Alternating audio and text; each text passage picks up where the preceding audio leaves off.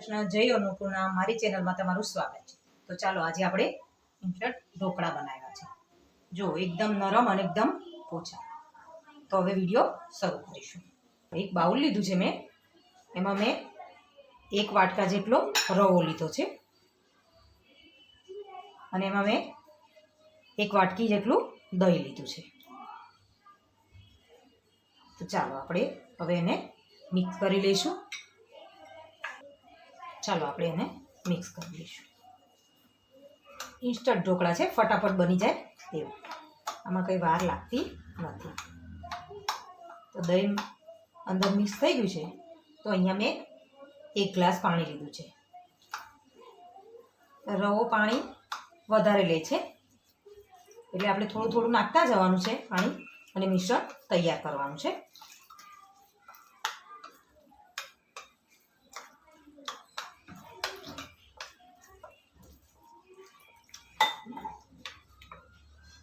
આવી રીતે ગાંઠો ન પડે એવી રીતે આપણે એને ધીરે ધીરે હલાવી લઈશું.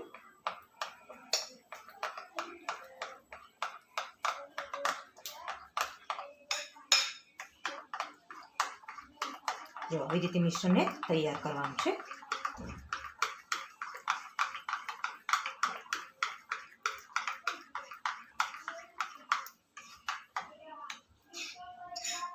અહીંયા મેં મોટો રવો લીધો છે. તમે ઝીણો રવો હોય તો પણ લઈ શકો છો. મોટો રવો હોય ને તો આપણા ઢોકળા સારા બને છે.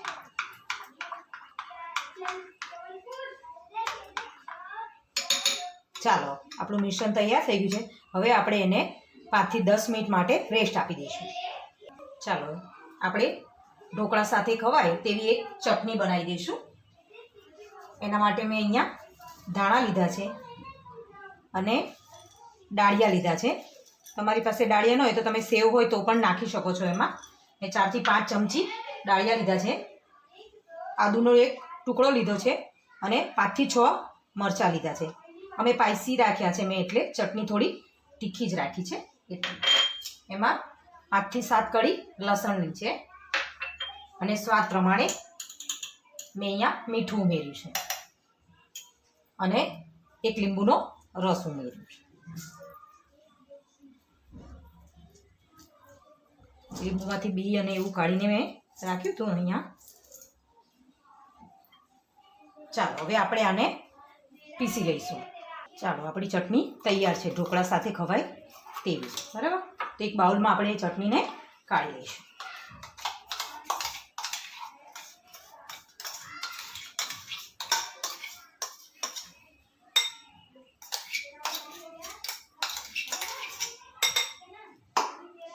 ચાલો આપણી ચટણી તૈયાર છે.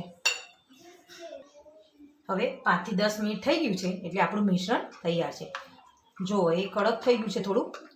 રવો આપણો બધું જ પાણી પી ગયું છે. આમાં થોડુંક આપણે પાણી હજી નાખીને મિશ્રણને થોડુંક નરમ કરીશું. તમારી પાસે છાશ હોય તો છાશ પણ નાખી શકો છો, દહીં હોય તો દહીં પણ નાખી શકો છો.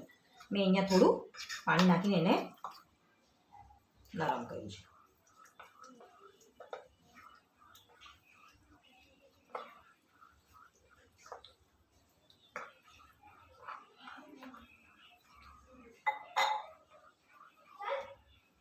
આવી રીતે આપણું મિશ્રણ જોઈ લો.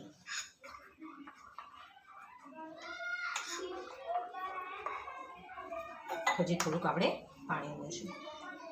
1 વાટકી દહીં અને મારો 1 ગ્લાસમાં થોડુંક જ બાકી રહ્યું છે, એટલું પાણીનો ઉપયોગ મારે થયો છે અહીંયા 1 વાટકી રવામાં. ચાલો તો હવે આપણે એમાં બીજા મસાલા કરી લઈશું. જે મેં અહીંયા આદુ મરચાં અને લસણ વાટ્યું છે એ એમાં મિક્સ કરી દઈશું.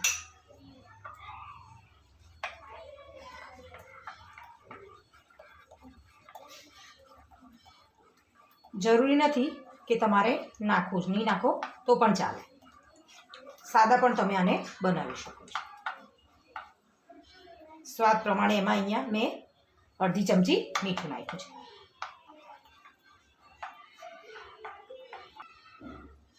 ચાલો હવે આપણું મિશ્રણ તૈયાર થઈ ગયું છે. તો હવે આપણે આવી રીતે ઢોકળ્યું છે, એમાં નીચે મેં પાણી મૂક્યું છે અને આવી જાળી મૂકી છે. હવે ગેસ આપણે ઓન કરી દઈશું.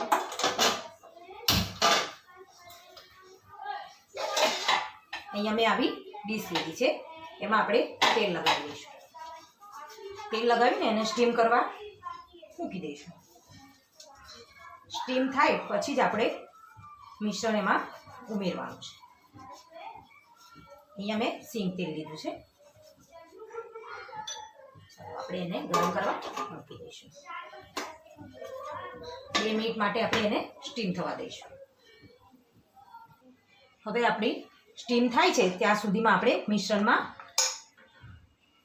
1 ચમચી તેલ ઉમેરવાનું છે.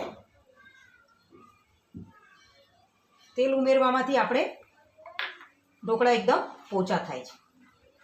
મેં અહીંયા સિંગ તેલ ઉમેર્યું છે. તમે કોઈ પણ તેલ ઉમેરી શકો છો. તમારે ના ઉમેરવું હોય તો પણ કંઈ વાંધો નહીં. ચાલો 1 ચમચી મેં અહીંયા અડધી ચમચી મેં ઈનો નાખ્યો છે.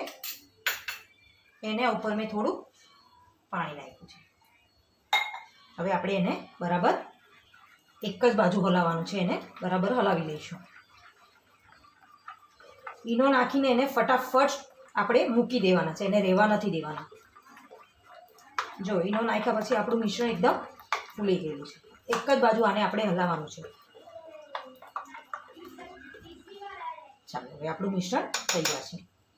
આપણે કુકર સ્ટીમ થઈ ગયું છે. હવે એમાં મૂકશું. ચાલો આપણે ખોલીને જોઈ લઈશું. જો આપણું સ્ટીમ થઈ ગયું છે.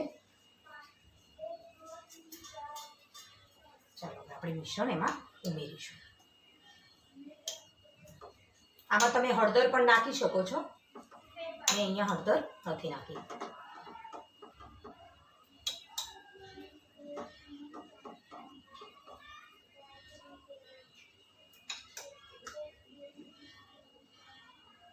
આવી રીતે આપણે એને ફેલાવી દેવાનું છે.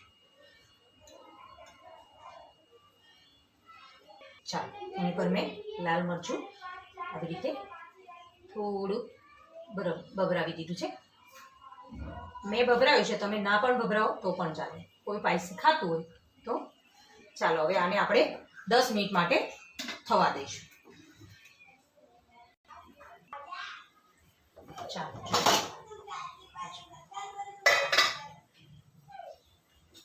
આવી રીતે આપણે એને ચેક કરીશું. 2 મિનિટ માટે હજી આપણે એને થવા દઈશું.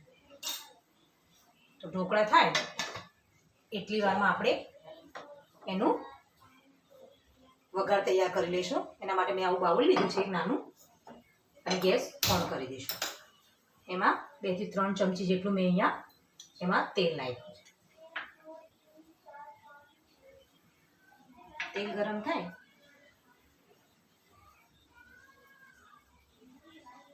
કે આપણે ઢોકળાને હવે વાર નથી, 2 મિનિટ છે એટલામાં આપણો વઘાર તૈયાર થઈ જાય એટલે આપણે ઢોકળામાં નાખી દઈશું.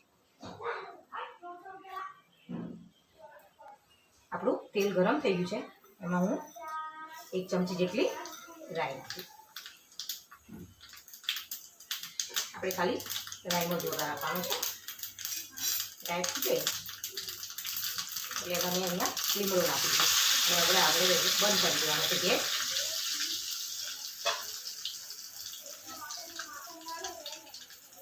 ચાલો એટલામાં આપણે ઢોકળા જોઈ લઈશું.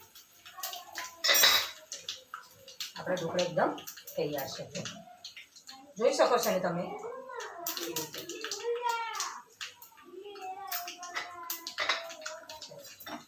હવે આપણે એને ગરમમાં જ આ વઘાર ઉપરથી એમાં નાખી દેવાનો છે. એનાથી એકદમ પોચા થઈ જાય છે આપણા.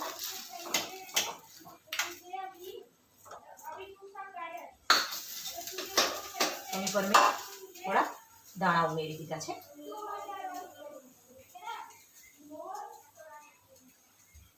બે મિનિટ માટે આપણે ખાલી 2 મિનિટ માટે આપણે એને થવા દઈશું ને ગેસ આપણો બંધ કરી દઈશું. એટલે એની વરાળથી જ આપણો વઘાર અંદર અબ્ઝોર્બ કરી લઈશું.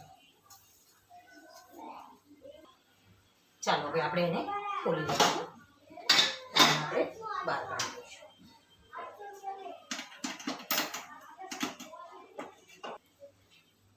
ચાલો હવે આપણે એને 2 થી 5 મિનિટ માટે ઠંડુ થવા દઈશું. હવે આપણે એને કટિંગ કરી દઈશું. જો એકદમ આસાનીથી એ કટ થઈ જાય છે.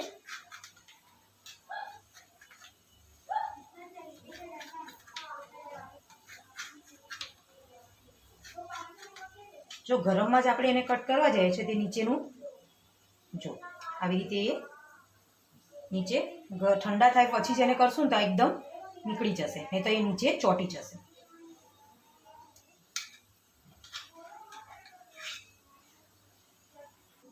તૈયાર છે એકદમ ઇન્સ્ટન્ટ ઢોકળા. જો એકદમ જાળીદાર અને એકદમ પોચા ઢોકળા આપણા તૈયાર છે. હવે આપણે એને ચટણી સાથે સર્વ કરીશું. જો તમને મારો વિડીયો પસંદ આવ્યો હોય તો લાઈક કરો, શેર કરો, કમેન્ટ કરવાનું ભૂલતા નહીં.